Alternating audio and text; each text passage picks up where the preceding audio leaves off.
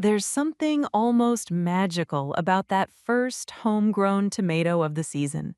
Still warm from the sun, heavier than it looks, tasting like nothing you've ever bought at a store. And the best part is, you can grow that yourself from a tiny seed smaller than a fingernail right at home. In this video, we're going to walk the entire journey together, from that tiny seed all the way to a basket full of ripe tomatoes. No skipped steps, and no assuming you already know the lingo.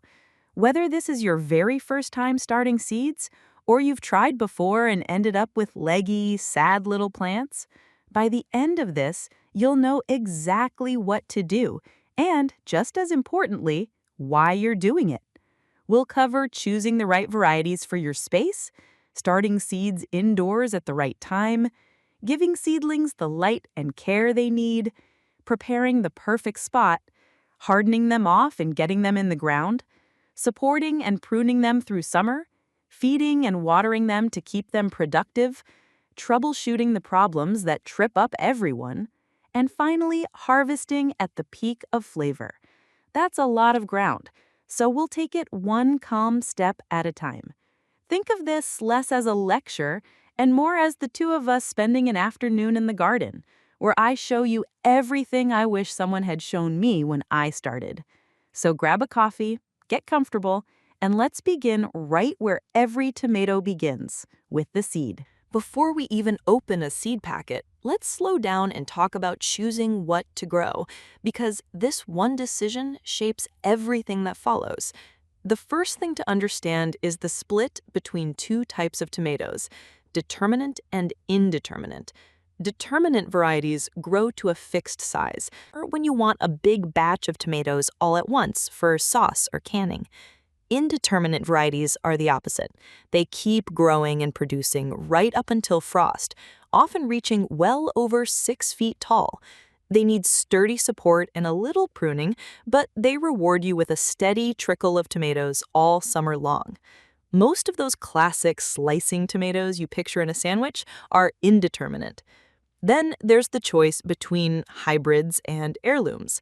Hybrids are bred for disease resistance and reliability, which is reassuring when you're starting out. Heirlooms are the old, open-pollinated varieties prized for incredible flavor and history, though they can be a little fussier. My honest advice for your first season is to grow a couple of each. Pick one easygoing hybrid cherry tomato, because cherries are almost impossible to fail with, and they'll keep you motivated, and then one larger variety that simply sounds delicious to you. Match it to your space. If all you've got is a balcony, lean compact and determinate. If you've got a full bed in a trellis, an indeterminate will run wild for you. Once you've got your varieties picked and your packets in hand, the clock starts, because the next thing that matters more than almost anything else is timing, and that's where we're headed. Now, let's ease into the part that intimidates people the most, starting seeds indoors. And I promise it's far simpler than it looks. Timing is the make or break factor. As a rule, you want to start tomato seeds indoors about 6 to 8 weeks before your last expected frost date. That last frost date is specific to where you live, so a quick search for your area will give you the number. Count 6 to 8 weeks backward from there, and that's your sowing window. Start too early, and you'll end up with overgrown plants stuck inside. Too late, and you're behind all season. For containers, almost anything with drainage works. Seed trays, small pots, even clean yogurt cups with holes poked in the bottom. Fill them with a light seed starting mix, not garden soil and not heavy potting soil. Seed starting mix is fine and fluffy, which lets those delicate new roots push through easily. Now sowing. Moisten the mix first, so it's damp but not soggy. Make a small divot about 1/4 inch deep. Drop in 1 or 2 seeds and cover them lightly. 1/4 inch is plenty. Tomato seeds are small and don't need to be buried deep. Here's the secret to fast, even germination: warmth.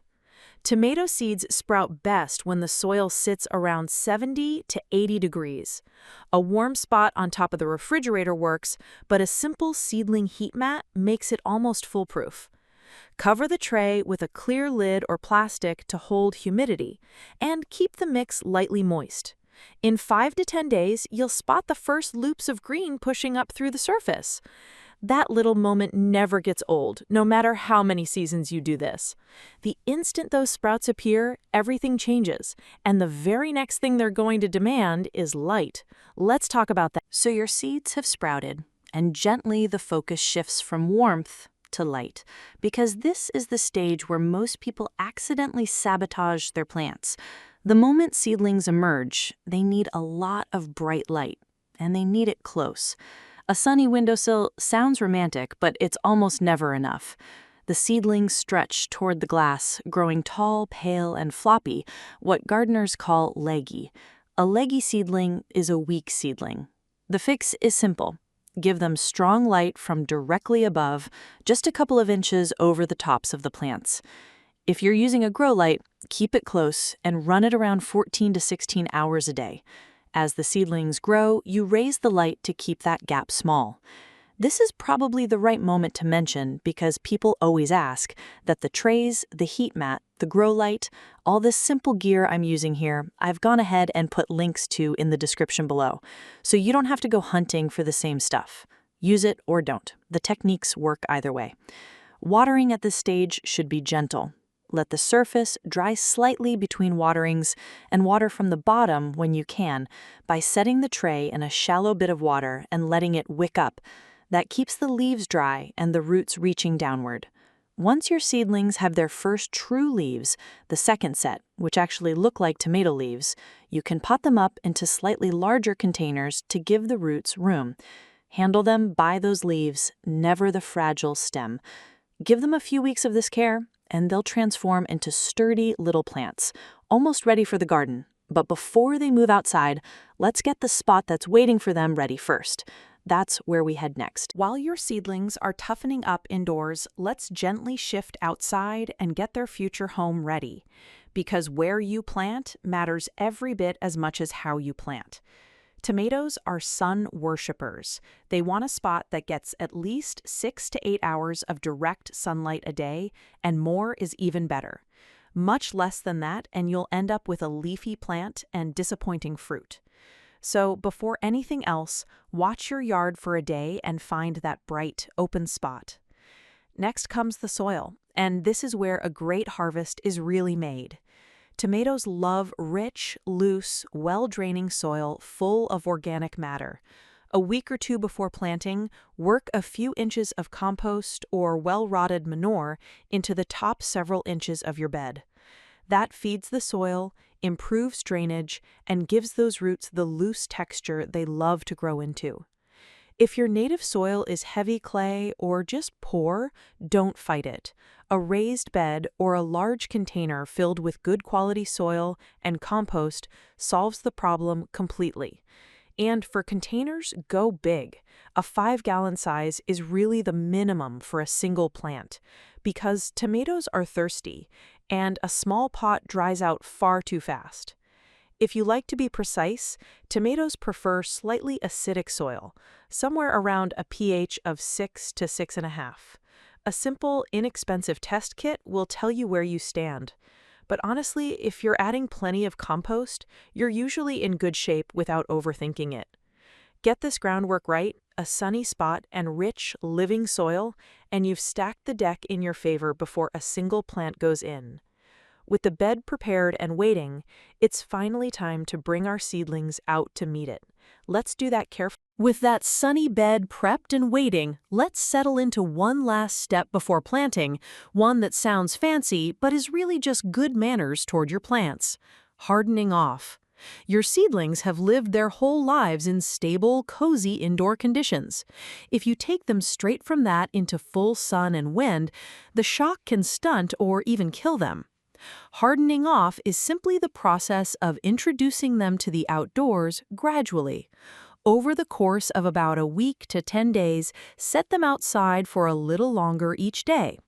Start with an hour or two in a sheltered, shady spot, then slowly increase the time and the amount of direct sun. Bring them in at night at first. By the end of the week, they'll be tough enough to handle a full day outdoors. Now, when do they actually go in the ground? Wait until all danger of frost has passed and nighttime temperatures stay reliably above about 50 degrees. Tomatoes are warmth lovers. Cold soil just makes them sulk. When you plant, here's a trick that feels wrong but works beautifully. Plant them deep. Strip off the lower leaves and bury the stem so that only the top cluster of leaves sits above the soil.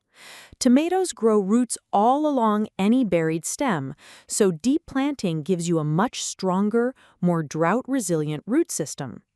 Space your plants generously, roughly 2 feet apart for most varieties, so air can move between them and disease has a harder time taking hold. Water them in well to settle the soil around the roots.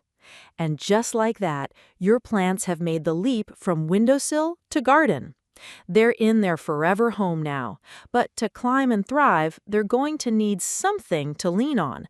That's where we go next. Now that your tomatoes are in the ground, let's gently turn to keeping them upright and productive, because a sprawling tomato plant is a troubled tomato plant.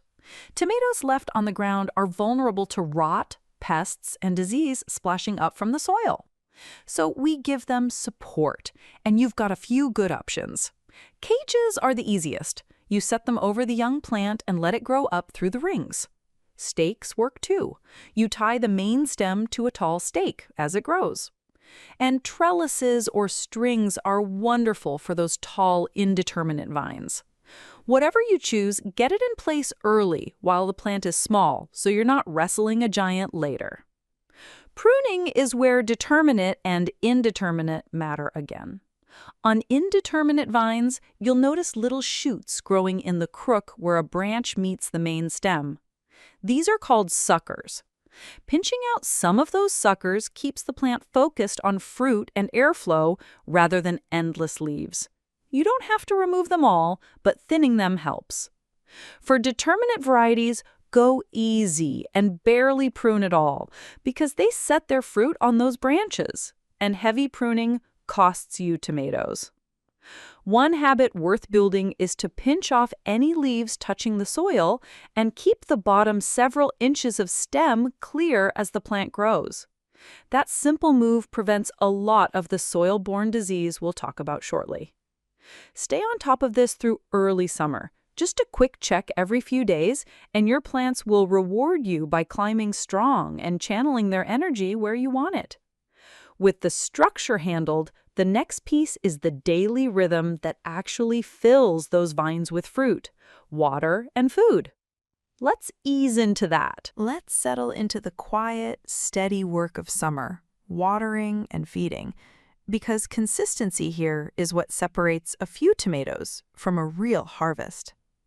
The golden rule with tomatoes is even, deep, consistent watering. They want the soil to stay evenly moist, never swinging from bone dry to soaking wet. That kind of inconsistency is the main cause of problems like cracked fruit and blossom end rot, that ugly brown sunken patch on the bottom of the tomato. Water deeply at the base of the plant a few times a week rather than a little sprinkle every day, and try to keep water off the leaves to reduce disease. This is where mulch becomes your best friend. A few inches of straw, shredded leaves, or other organic mulch around the base of the plant holds moisture in the soil, evens out those swings, and stops soil from splashing up onto the leaves when it rains. It also keeps weeds down, which means less work for you. As for feeding, tomatoes are hungry plants. When you first transplant, a balanced fertilizer is fine, but once they start flowering and setting fruit, switch to something lower in nitrogen and higher in phosphorus and potassium. Too much nitrogen gives you a beautiful, enormous, leafy green plant with hardly any tomatoes, lush and disappointing. Feed every few weeks through the season, following the rates on whatever you're using. Get into this rhythm of deep watering, a good layer of mulch, and a steady feeding schedule, and you'll watch flowers turn into tiny green marbles, and marbles slowly swell into fruit. Of course, no garden season is perfectly smooth, so before we get to the reward, let's calmly walk through the handful of problems that worry every tomato grower, and how to handle them. Let's ease into troubleshooting, not to scare you, but so that when something looks off, you'll recognize it and know it's usually fixable. We already met blossom end rot, that brown patch on the bottom of the fruit.